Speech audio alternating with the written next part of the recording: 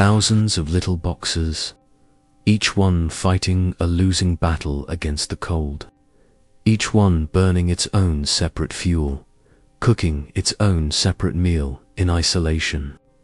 We call this independence. We call this progress. But what if I told you this independence is actually the most inefficient, wasteful, and isolating survival strategy in human history? What if the greatest caloric crisis we face today isn't a lack of food, but a lack of the knowledge required to truly unlock its power? We are drowning in calories but starving for nutrients. We are surrounded by energy, yet we are constantly running on empty. For 99% of human history, survival didn't look like a microwave dinner. It looked like a rhythm. Magnificent technology that we have foolishly abandoned. Before the grid, before the pipelines, and before the supermarket shelves were stocked with industrial sludge, entire communities thrived on a single ignition source. One fire meant life. One fire fed the village. It was a masterpiece of thermal engineering and communal survival that turned the scarcest resources into unlimited abundance. But this knowledge wasn't just forgotten. It was erased. Replaced by a system designed to keep you dependent, buying energy and food in single, inefficient servings. They want you to believe that the old ways were brutal and hard. But today, we're going to open the vault and show you that the old way was the only way that actually worked. In the ancient world, and right up until the dawn of the industrial age, fire was expensive. Gathering wood took time and calories. You didn't waste it heating up a metal box for 20 minutes to cook one chicken breast. The solution was the communal oven, the bakehouse. This wasn't just a large stove. It was a thermal battery. The physics are undeniable, yet totally ignored by modern appliance manufacturers. A massive structure of stone, clay, or brick absorbs heat differently than thin metal. When you fire a masonry oven, you aren't just heating the air inside. You are saturating tons of thermal mass with energy. Once that stone is hot, it holds that energy with a tenacity that puts modern insulation to shame. It doesn't just get hot, it becomes heat. This created a caloric rhythm that dictated the life of the village. They didn't cook on demand. They cooked in a cycle. One massive fire was built perhaps once a week.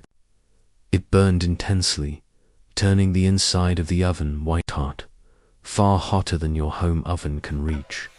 When the fire died down and the ashes were swept out, the magic began.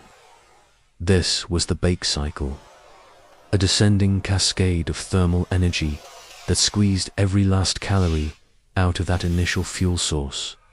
First, at peak heat, came the survivor crop, the staple food that required the most intense thermal shock to unlock its nutrition. We'll get to that shortly. As the oven cooled over the next few hours, in went the roasts, the root vegetables, the savory pies. By evening, the heat was gentle, perfect for slow-cooking beans or stews that would simmer all night in the residual warmth.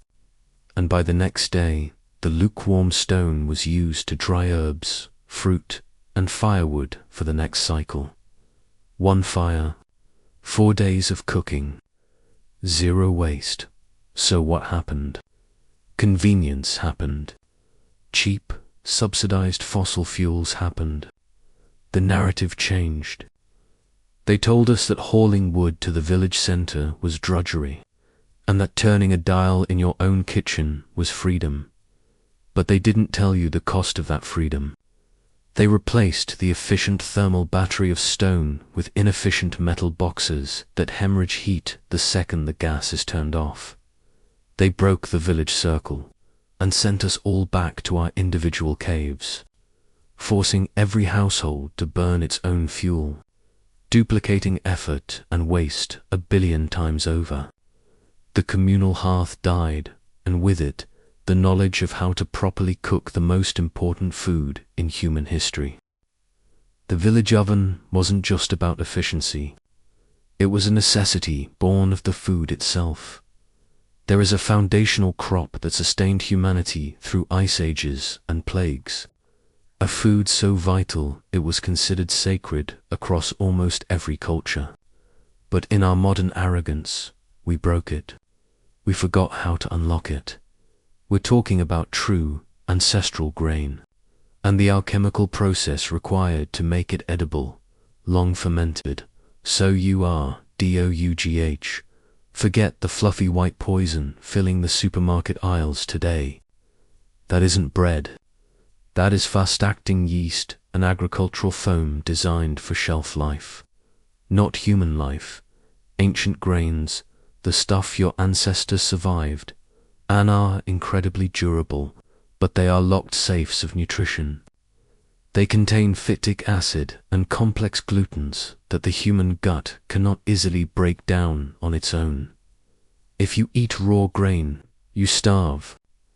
If you eat quickly processed modern grain, you get sick. The ancients knew this. They didn't have labs, but they had thousands of years of trial and error. They knew the grain had to be fermented. The wild yeasts and bacteria in a sourdough culture need time, sometimes days, to predigest the grain, neutralizing the anti-nutrients and unlocking the bioavailability of the minerals. But after the long ferment, you need the final key. You need the intense thermal shock that only a masonry oven can provide. A modern metal oven heats air. A stone oven radiates intense infrared heat from all sides. Simultaneously, when that fermented dough hits the scorching hot floor of the village oven, something incredible happens. The oven spring. The intense heat gelatinizes the starches instantly on the outside, trapping steam inside. This creates the thick, caramelized crust, which is essentially a natural preservative. Wrap a while the inside steams gently, rendering the long-fermented grain perfectly digestible. This process turned a humble grass seed into the moss calorical denus, nutritionally complete and shelf-stable food source prior to refrigeration. A village could survive a siege or a hard winter on this bread alone. Try surviving a winter on a loaf of modern, white sandwich bread. You'll be malnourished in a week. The village fire wasn't just keeping them warm. It was the only way to unlock the true potential of the staff of life. If this system was so perfect, why did it vanish? Why is true, hearth-baked sourdough an expensive artisan luxury rather than the standard staple of human existence? Because the industrial food complex cannot monetize patience. The modern food industry operates on velocity. Time is money. A loaf of bread that requires a 24-hour fermentation and a 2-day oven cycle is useless to them. They need bread that goes from flour to bagged in 3 hours, so they invented instant yeast. They bred grains with weaker gluten structures that don't require long fermentation. They replaced thermal mass with high-powered gas jets that blast-cook the dough. They traded nutrition for speed. They traded community resilience for corporate profit. They tell you the old way had downsides. They say it was too much work. That waiting for the weekly bake cycle is inconvenient. But look at the convenience they gave us in exchange. We work harder and longer hours to pay for the electricity to run our inefficient individual ovens. We pay for the medical bills that result from eating gut-destroying, unfermented industrial grains. The downside of the communal oven was that it forced people to interact. You had to coordinate with your neighbors. You had to share the resource. The modern system sees this interdependence as a weakness. But in the world of permaculture and survival, interdependence is strength. Isolation is death. The one fire system built stronger communities, because their survival depended on the shared hearth. They didn't just share heat, they shared life. Asterisk. We cannot turn back the clock. Most of us cannot tear out our modern kitchens and build a tent-on masonry oven in the suburbs, but we can reclaim the principles. We can hack the physics of the village fire in our own homes. We can stop feeding the beast and start feeding ourselves. The first step is mimicking thermal mass. If you are baking real bread, you must trap steam and radiant heat. A simple cast iron Dutch oven is a miniature masonry oven. By preheating it, you create that intense, radiating environment needed for the initial oven spring. Or add thermal mass to your existing oven. A thick baking stone or steel doesn't just cook pizza. It stabilizes the temperature of your entire oven, reducing the energy spikes and drops of the electric element. Relearn the rhythm. Stop turning your oven on every night for 30 minutes.